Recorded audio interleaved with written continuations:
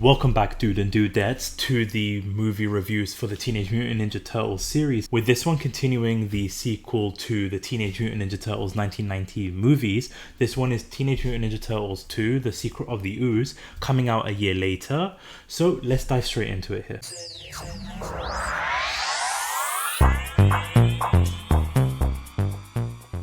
Now, if you are new to the channel, if you do enjoy these reviews, if you do enjoy Teenage Mutant Ninja Turtles, definitely hit that subscribe button so that you don't miss out on these videos, because it certainly will be, as Splinter would say, Kawabunga. So be that dude and dudettes and hit that subscribe button.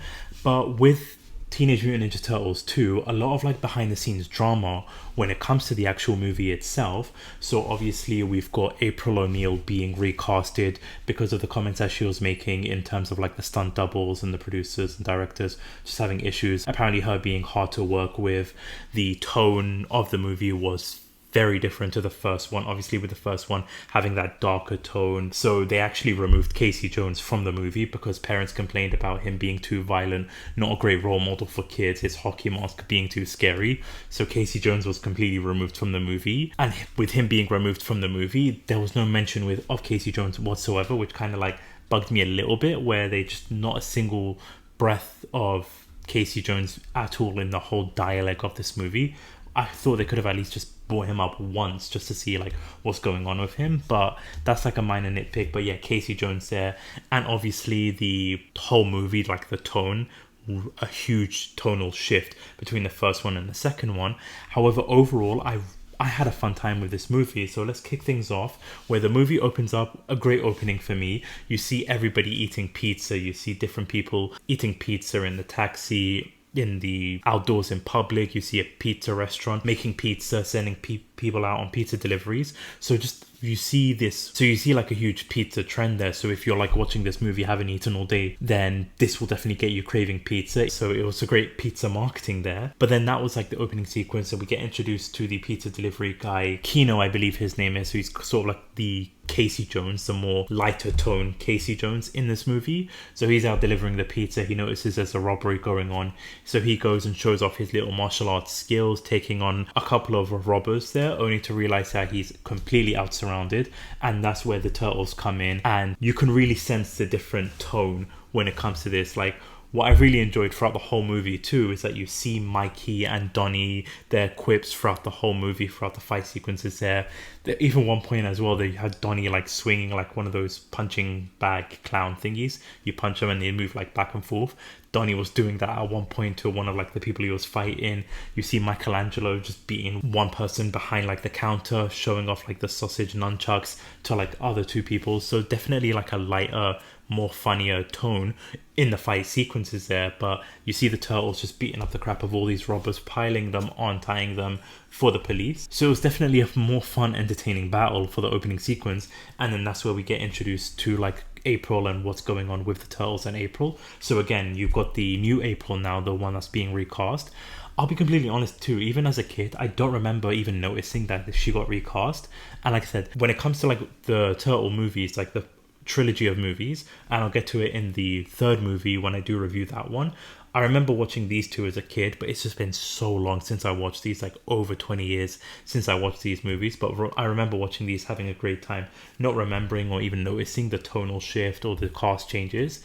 But with April now being recast, I do think she has a better chemistry with the turtles than the first one, but I feel this one is more explored when it comes to the relationship. So you see she's living with the turtles, the mess that the turtles are causing in her apartment, her getting frustrated with the amount of pizza boxes there's lying around it. So we kind of see where the turtles and Splinter is at. You see Splinter meditating, giving these wise words to everybody there. The punishment that he delivers to the turtles, having to do backflips whenever they step out of line, I just thought was hilarious.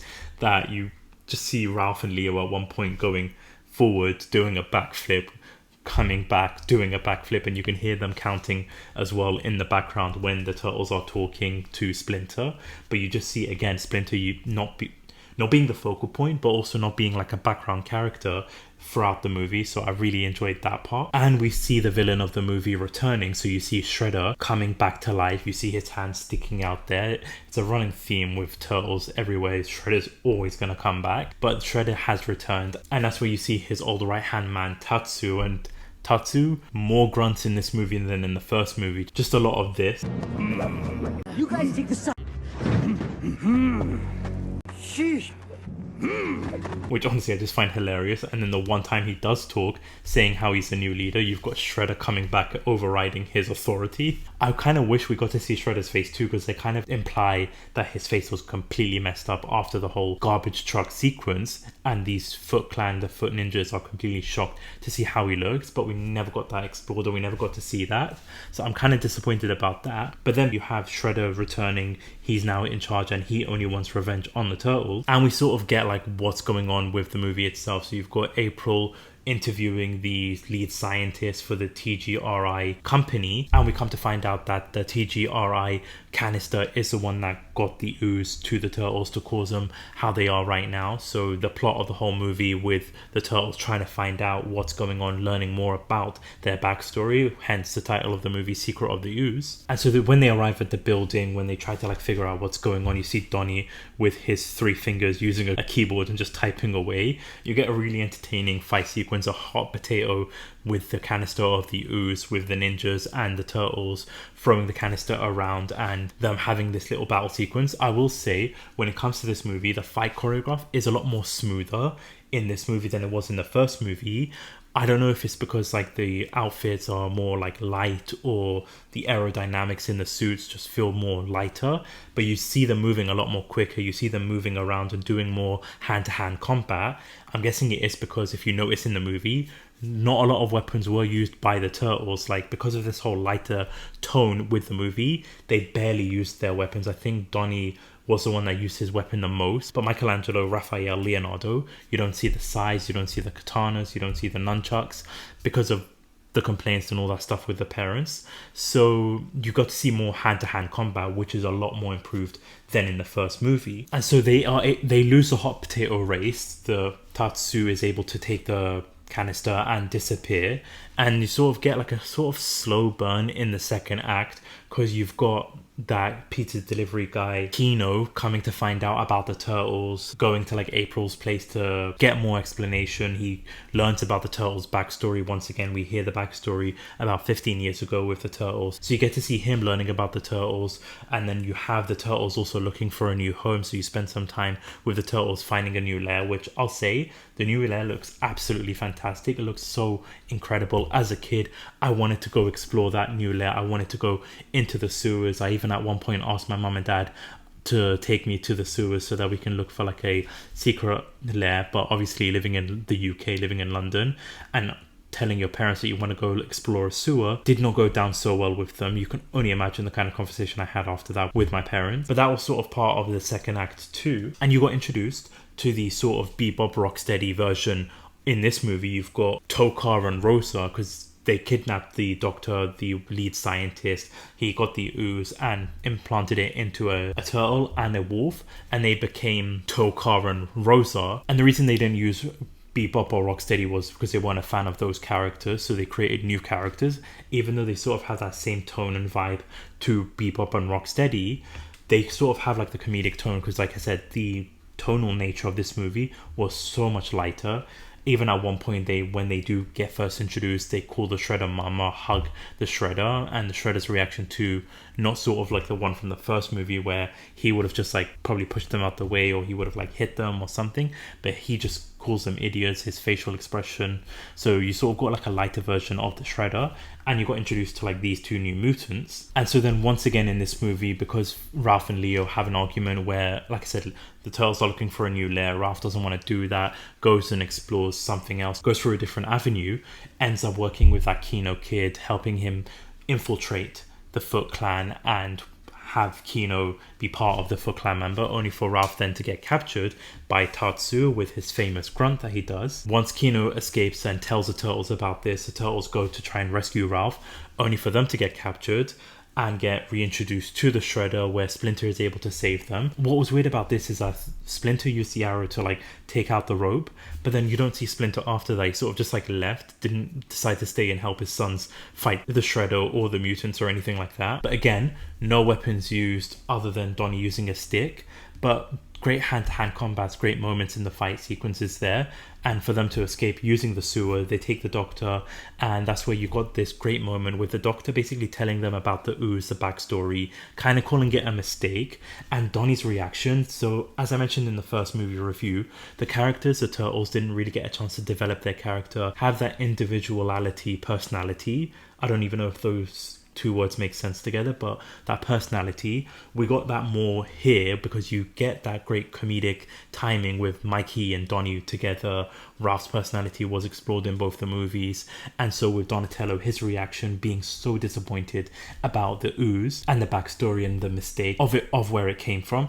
I really like that appreciation with Donnie's character. And so they decide that the best way to defeat these new mutants, Tokar and Rosa, is to create this formula, this anti-mutagen. I'll be honest, I didn't understand what they were talking about when it comes to that, but they had the idea to put it as a cube form into a donut, and this is obviously where you get that lighter tone. So rather than going into battle, this is going into the third act. You have these turtles giving these mutants donuts to munch on so that they can basically turn back to like the animals that they were originally. So you have the foot ninjas all surrounded, sort of like this gladiator setting.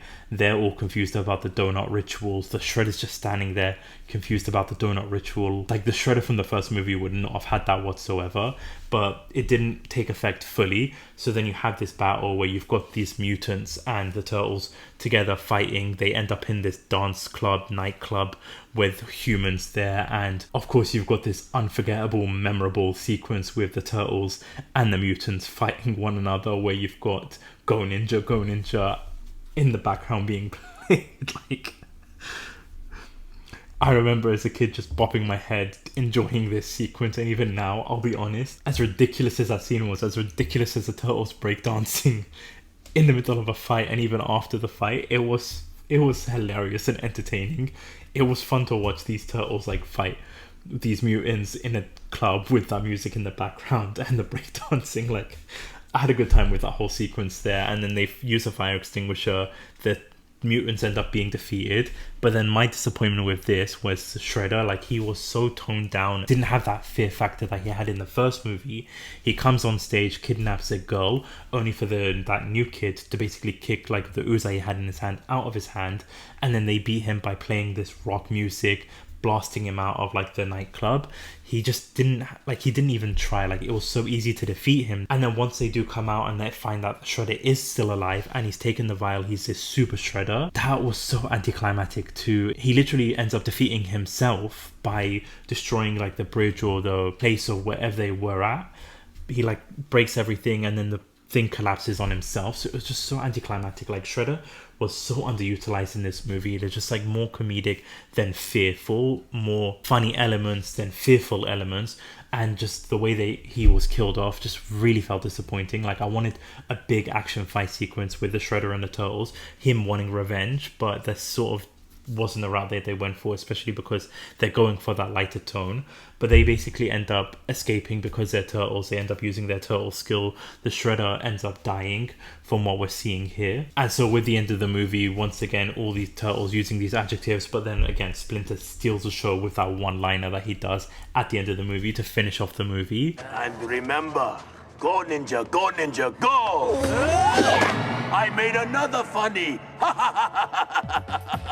So overall, like a fun movie, a complete different tonal shift between the first movie. So that first movie, more serious, gritty kind of tone to it, whereas this one is a more comedic, lighter tone, which wasn't as bad as you'd be expecting, but a lot of like missed opportunities with it. But I still had a great time with this movie. It's still an enjoyable movie. Like I said, the costumes, the fight sequences, the fight choreography, a lot more improved, a lot more hand-to-hand combat, but they were able to utilize that a lot more, and it just came across really well on screen. But with the nitpicks of like the drama behind the scenes with April and Casey, the no weapons being used, the light comedic tone, but still got that 90s campy cheesiness in it. So still a really enjoyable movie, and one I really do have a fun time with. So the first two movies are great introductions to the movie series franchise, and ones that you have like a great time with it. So again, like I really enjoyed it, still enjoyed it as a kid, still enjoy it today. So let me know your thoughts in the comment section down below. Did you like this movie? Did you enjoy this movie? What your thoughts are about the tonal shift between the first one and this one?